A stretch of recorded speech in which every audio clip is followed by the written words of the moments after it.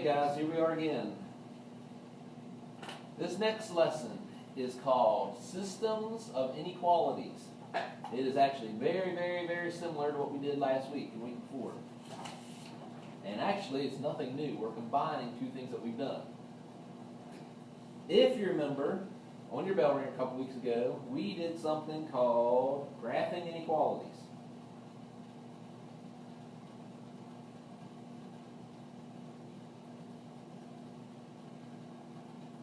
This is where you had something like this. Y is less than 2x plus 1. And if you remember, we graphed it like we graph a regular old line.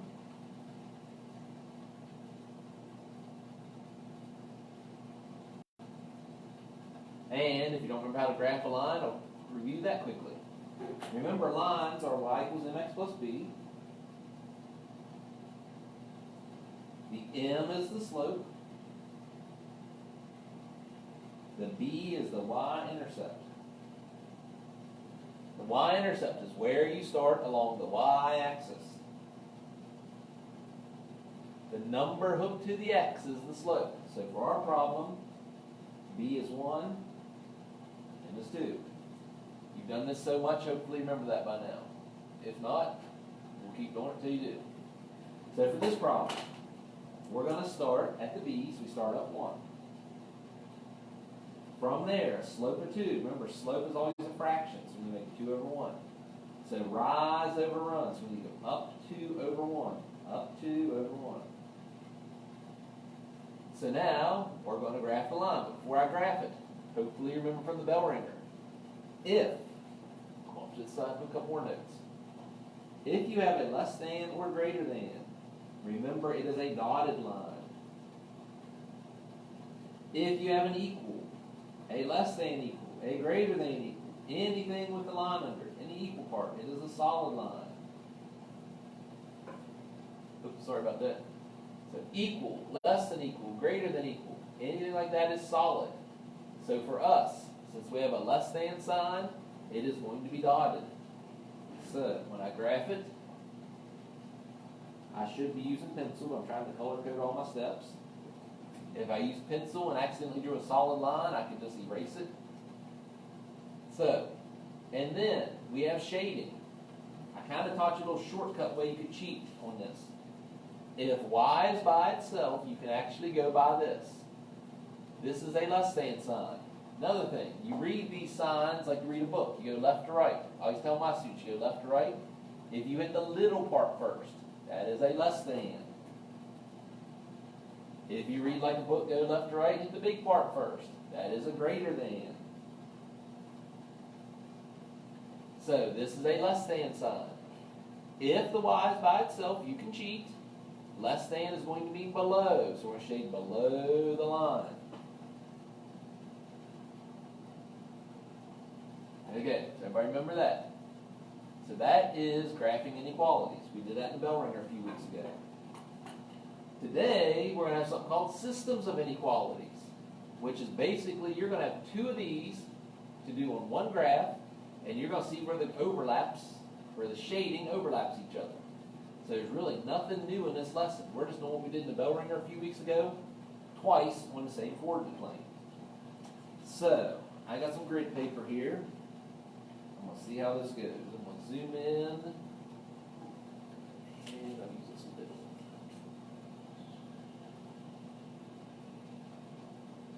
Okay, so let's say, I'm not going to need to go up to 10 or 11, so I'm going to do some more. Let's say our first one, I'm going to color code these. Let's say we have y is greater than or equal to 3x minus 2. And let's say we have y is less than negative 4x plus 5. Okay. So, it's called systems of inequalities.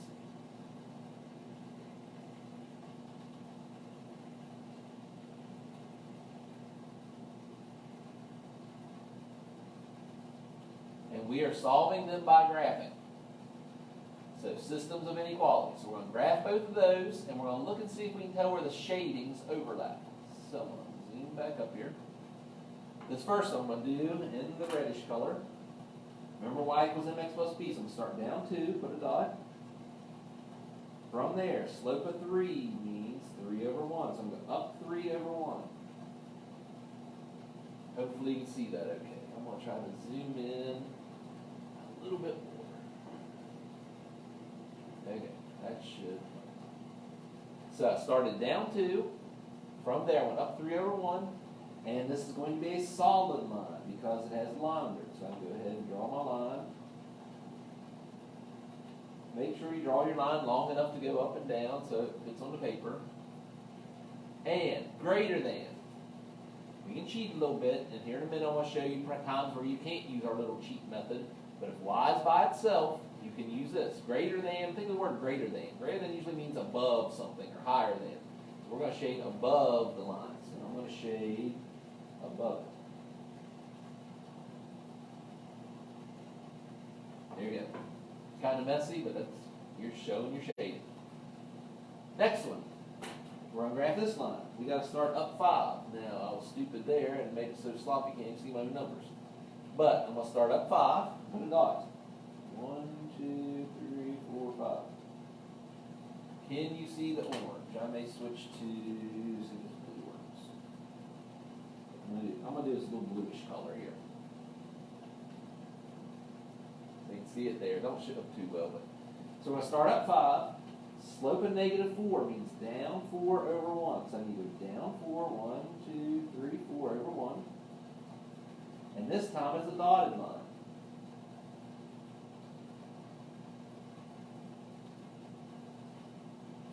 Okay. Then, this is less than. Think of what the word less than means. Less than usually means under, below, lower than. So I'm going to shade below the blue line.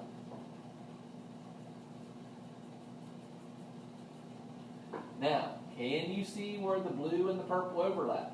I'll give you an example. When two lines cross each other. Say we had a line that looks like this, and another line that looks like this. Anytime you have two lines, they're going to form 4 regions. This section, this section, this section, this section. Only one of those 4 regions is where the overlap is going to be. And as you can tell in ours, the overlap is over in here. So the solution's kind of weird. The solution is not a number. It's not an ordered pair. Your solution's actually going to be your picture. You got to somehow draw this picture up and let me see that the overlap is in here. What I would recommend is using maybe a pencil and shading light here, maybe light here, and then at the end make it dark where the overlap is. Or if you have 2 different colors, it's pretty easy to tell here. The reddish color is all up in here, the bluish color is over in here, and the overlap is this section right in here. You notice there's no reddish color in here, there's nothing in here, there's no blue in here, but this section has both. So that's called systems of inequalities. Now, let me show you one that would be a little bit harder. Let's do one where the y is not by itself.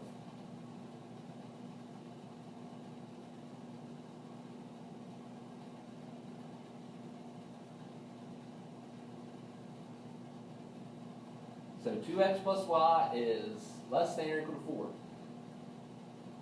Now, what most of you will probably do is get the y by itself. But I'm going to show you another little trick that your teachers will show you next year. So let me just show you this. Most of you are going to do this. You're going to send your 2x over. And when you have a 2x, it's positive. You send it to the other side. Once it becomes over there, it becomes negative.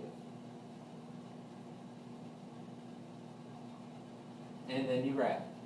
And now you will be able to shade it based on this because the y is by itself. There is another method you can use to graph these. Maybe you don't like this method. It's called the zeros method. So if you have 2x plus y,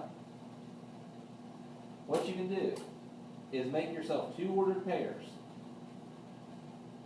Let the x be 0 once, let the y be 0 once. Here, the x is 0. If the x is 0, just hide the x. It's gone. That's 2 times 0 is 0. And you ask yourself, what equals 4? 4 equals 4.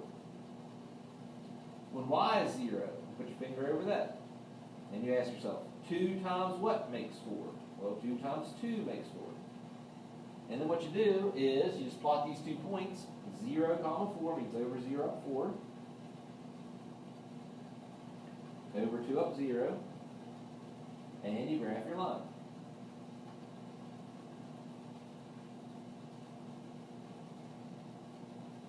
Now, if you don't like what I just did here, just totally ignore it. Solve for y and you'll be just as good. Now, if you have something like this and you're going to shade, you can't go by this because we don't know. It may be below, it may not be below. You got to be careful. We use something called a checkpoint. What you got to do is if you're going to graph and shade this way, you pick something called a checkpoint. Let's say you pick any point you want, anywhere you want out here. I'm going to pick the point 8, comma 0. Put a little X there. That's my checkpoint.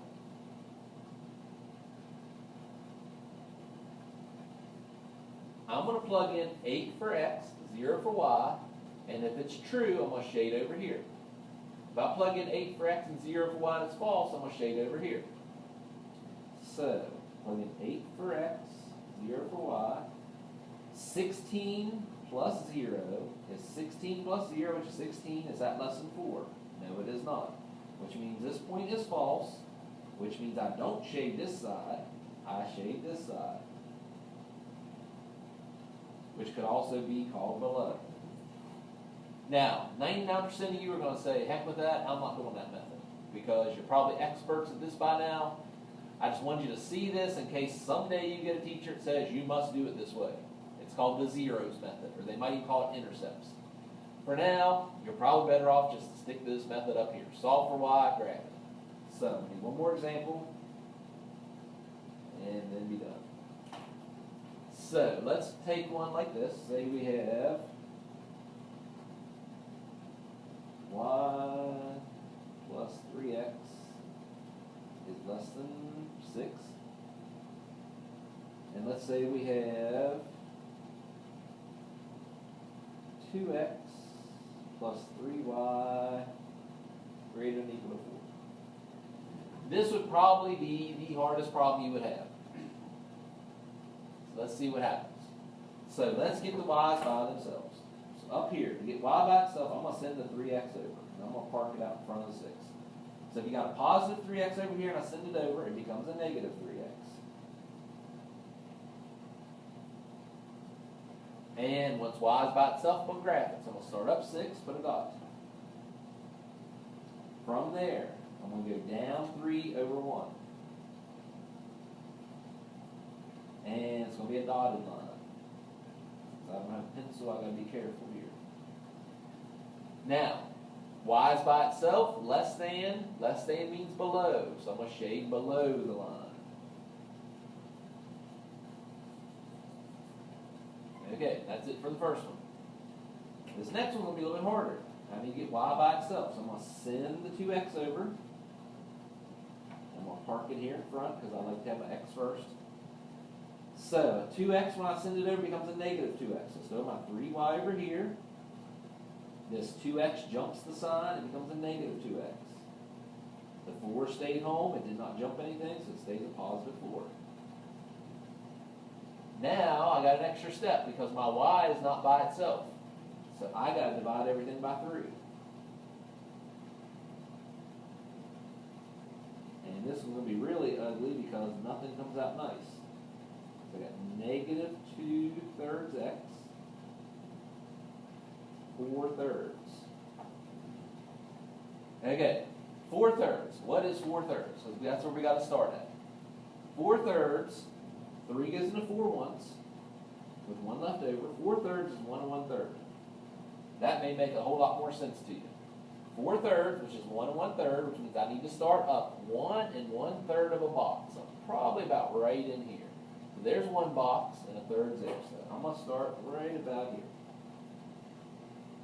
So that's 1 1/3 or 4/3. From there, I'm going to do rise over run. Remember, rise and run, if it's negative, I'm going to go down. So I'm going to go down 2 over 3. So remember, rise over run. If there was no negative here, we go up 2 over 3, but since it's negative, we go down 2 over 3 from this dot. So I'm going to go down 2, which gets me about here, over 3. 1, 2, 3. So probably somewhere in that area. So I started up 1 1/3, went down 2 over 3, 1, 2 over 3, and this one's going to be a solid line.